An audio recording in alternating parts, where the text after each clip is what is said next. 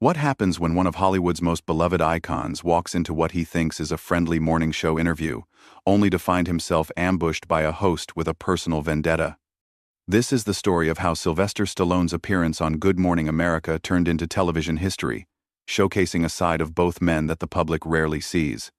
Before we dive in, make sure to hit that subscribe button and drop a comment below, because this story will leave you questioning everything you thought you knew about live television. The green room at Good Morning America buzzes with its usual pre-show energy. Sylvester Stallone sits comfortably in the makeup chair, his weathered face reflecting decades of cinematic battles and real-life triumphs. At 77, he still carries himself with the quiet confidence that made Rocky Balboa a household name. Today, he's here to promote his latest directorial project, a passion piece about second chances that he's been developing for years. "Mr. Stallone, we're ready for you." A production assistant chirps, clipboard in hand. Stallone nods, straightening his charcoal gray suit jacket as he makes his way to the iconic Good Morning America set. The familiar red, white, and blue backdrop gleams under the studio lights, and he can see George Stephanopoulos reviewing his notes at the anchor desk. George looks up as Stallone approaches, offering a smile that doesn't quite reach his eyes. "Sly, great to have you back on the show," he says, extending his hand. There's something in his tone, a slight edge that makes Stallone pause for just a moment before accepting the handshake. "Always a pleasure, George," Stallone replies, settling into the guest chair. He's done thousands of these interviews over the decades, and something feels different about this one. The usual warmth he expects from morning television seems absent, replaced by an undercurrent of tension he can't quite place. The floor manager begins the countdown, and George shuffles his papers one final time.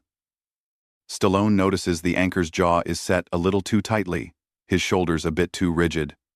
In all his years in Hollywood, Stallone has developed an instinct for reading people, and right now, every instinct is telling him to be on guard. And we're live in 5, 4, 3, 2. The floor manager points to George, and the familiar Good Morning America theme music swells. "Welcome back to Good Morning America. I'm George Stephanopoulos, and joining me now is Academy Award-nominated actor, writer, and director Sylvester Stallone. Sly, thanks for being here." "Thanks for having me, George. Always good to be here," Stallone responds, his voice carrying that distinctive rasp that millions of fans have come to love. George leans forward slightly, his expression shifting to what Stallone recognizes as his serious journalist face. "Now, Sly, you're here to talk about your new film, but I think our viewers would be more interested in discussing some of the recent allegations that have surfaced regarding your conduct on previous film sets." Stallone's eyebrows furrow slightly. This wasn't what they had discussed in the pre-interview. "I'm sorry. What allegations are you referring to, George?" "Well, there have been reports from unnamed sources suggesting that you've been difficult to work with, that you've had explosive outbursts on set. Some people are calling it a pattern of behavior that's gone unchecked for too long." The actor's posture stiffens almost imperceptibly. "George, I have to say I'm a little surprised by this line of questioning. We agreed to discuss my new project, and I'm not sure what unnamed sources you're referring to. In my 50-year career, I've worked with hundreds of people who would tell you a very different story." George's smile becomes more pronounced, but there's no warmth in it. "But isn't it true that several actors have refused to work with you again? That major studios have had to implement special protocols just to manage your temper?" Stallone takes a measured breath, his hands remaining steady on the armrests of his chair. "George, I think you've been given some bad information. I'd be happy to put you in touch with directors like Ryan Coogler, who worked with me on Creed, or any number of colleagues who would give you a very different perspective." "That's an interesting deflection, Sly. But what about the incident during the filming of your last action movie where you allegedly threw a chair at a crew member?" "I never threw a chair at anyone in my life," Stallone says, his voice rising slightly for the first time. "And I have to ask, where are you getting this information? Because it sounds like someone is feeding you tabloid gossip and trying to pass it off as journalism." George leans back in his chair, clearly enjoying the direction the interview has taken. "These are serious allegations from credible sources within the industry, Sly. Don't you think the public has a right to know about the real Sylvester Stallone, not just the characters you play on screen?" The real Sylvester Stallone is sitting right here, George. And he's wondering why a respected journalist is ambushing a guest with unsubstantiated rumors instead of doing actual reporting. Stallone's voice carries a hint of steel now, the same intensity that made his dramatic performances so compelling. Ambushing? I'm asking legitimate questions about legitimate concerns. Isn't this exactly the kind of entitled attitude that people in Hollywood are talking about? Stallone shifts forward in his chair, his dark eyes locking onto George's. Entitled? George, I've been in this business for 5 decades. I've earned my place through hard work, determination, and treating people with respect. What I'm seeing right now isn't journalism, it's a hit job, and I'm starting to wonder what your real motivation is here. George's expression hardens at Stallone's direct challenge. My motivation is getting to the truth, Sly. Something that seems to make you uncomfortable. The truth? Stallone lets out a short laugh, but there's no humor in it. The truth is that you've been gunning for me since I walked in here, and I'm starting to think this has nothing to do with journalism and everything to do with some personal grudge you're carrying. Personal grudge? That's quite an accusation to make on live television. George responds, his voice taking on a sharper edge. Are you suggesting that I would compromise my professional integrity for personal reasons? I'm suggesting that a real journalist would have sources, would have done actual research, instead of throwing around vague accusations and hoping something sticks. Stallone fires back. You want to talk about professional integrity? How about we start with yours? The tension in the studio is palpable now. Camera operators exchange glances, and in the control room, producers are frantically deciding whether to cut to commercial. But George seems energized by the confrontation, leaning forward with renewed aggression. Let's talk about research then, Sly. Let's talk about your tax troubles from the 1990s. Let's talk about the lawsuit settlements that your publicist worked so hard to keep out of the press. Should we discuss those? Or would that make you even more uncomfortable? Stallone's jaw tightens, and for a moment, the legendary actor looks like he might actually walk off the set. Instead, he takes a deep breath and speaks with controlled fury. George, you're crossing a line here, and you know it. Those tax issues were resolved 25 years ago, and as for settlements, show me one legitimate claim that wasn't thrown out of court or proven to be completely fabricated. The fact that you settled suggests there was something worth settling, George presses, his voice growing more aggressive. Innocent people don't typically pay money to make problems go away. Innocent people pay money all the time to avoid the circus that comes with fighting frivolous lawsuits in the press. Stallone responds, his voice rising. Something a real journalist would understand, instead of using it as ammunition for a character assassination. George shuffles his papers dramatically. Character assassination? I'm asking questions that the public deserves answers to. Questions about a pattern of behavior that spans decades.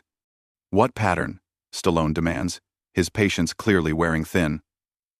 Give me one specific example, George. One verified incident, one named source. One shred of actual evidence, instead of this gossip and innuendo you're peddling. The evidence is in the pattern of silence, Sly. The way Hollywood has protected you, the way stories get buried, the way people are afraid to speak out against Sylvester Stallone.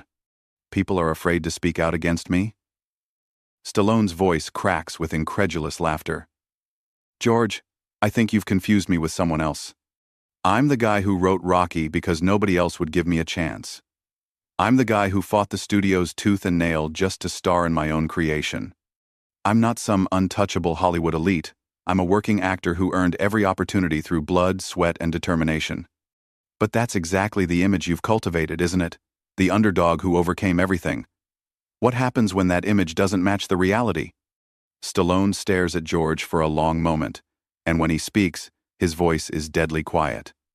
The reality, George, is that I've spent 50 years in this business, and my reputation speaks for itself. The reality is that directors like John Avildsen, Sylvester Stallone, and Ryan Coogler sought me out specifically because of my professionalism and dedication. The reality is that you're sitting here trying to destroy a man's reputation based on nothing but gossip and spite. Spite? George's voice rises defensively. I'm doing my job as a journalist. Your job as a journalist is to inform the public, not to ambush guests with unfounded accusations. Stallone shoots back. Your job is to ask tough but fair questions, not to conduct a witch hunt on live television. Tough but fair? Like the tough but fair treatment you gave that stuntman who ended up in the hospital during the filming of Rocky IV? Stallone's face goes pale, then flushes red. That was a tragic accident during a boxing scene, George. And you damn well know it.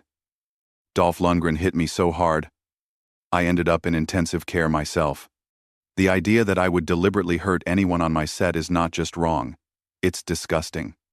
But there are questions about safety protocols, about whether proper precautions were taken, about whether your ego put people at risk. My ego? Stallone stands up abruptly, his chair rolling backward. George, I think we're done here. This isn't an interview, it's a lynch mob. And I won't be part of it. Sit down, Sly. We're not finished, George commands, his voice taking on an authoritative tone that clearly doesn't sit well with the actor. Oh, we're finished all right, Stallone says, but he doesn't leave. Instead, he remains standing, looking down at George with a mixture of anger and disgust. The question is whether you're going to continue this charade or finally tell our viewers what this is really about. This is about accountability, Sly. This is about a powerful man who's never had to answer for his actions finally being held responsible. Accountable for what exactly? For working my tail off for 5 decades? For creating characters that inspired millions of people? For building a career from nothing and helping other people do the same? Stallone's voice is getting louder now, his famous temper finally starting to show. Or are you talking about something else entirely, George? Something personal that you've been carrying around and finally decided to unleash on national television? George's composure slips for just a moment, a flash of something darker crossing his features. I don't know what you're implying. I'm implying that this has nothing to do with journalism and everything to do with whatever personal beef you have with me, Stallone declares, pointing directly at the anchor. Because no professional would conduct an interview this way, unless they had an agenda. George's mask finally slips completely, and the veneer of professional journalism crumbles away. You want to know what this is about, Sly? Fine. This is about justice. This is about powerful men who think they can do whatever they want without consequences. Justice? Stallone's voice drips with disbelief. George, you're not some crusading reporter seeking justice. You're a morning show host with a personal axe to grind, and you're using your platform to settle some score that exists only in your head. In my head?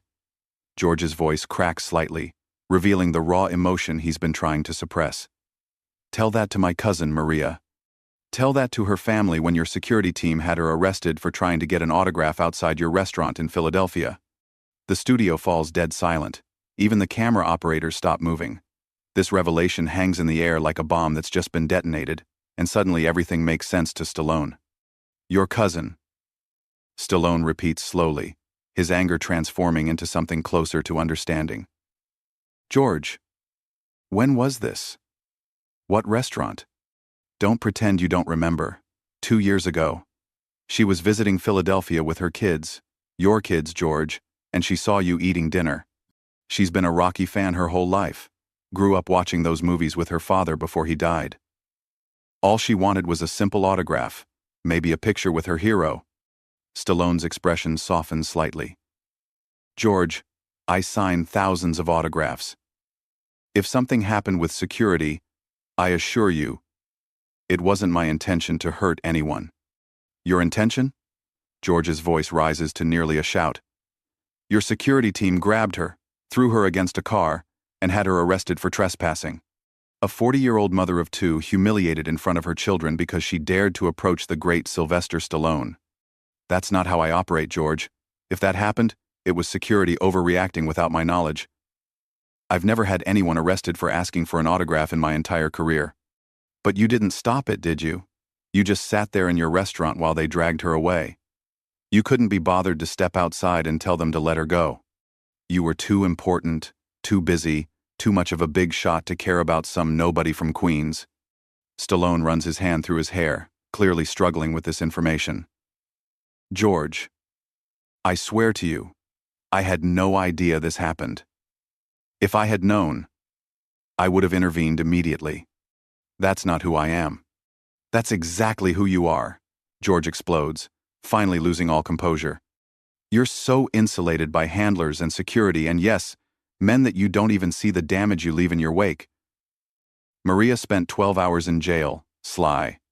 12 hours, while her kids waited in a hotel room wondering why their mom hadn't come back from getting an autograph from Rocky. Why didn't she contact me afterward? Why didn't someone from her family reach out? I would have made it right, George.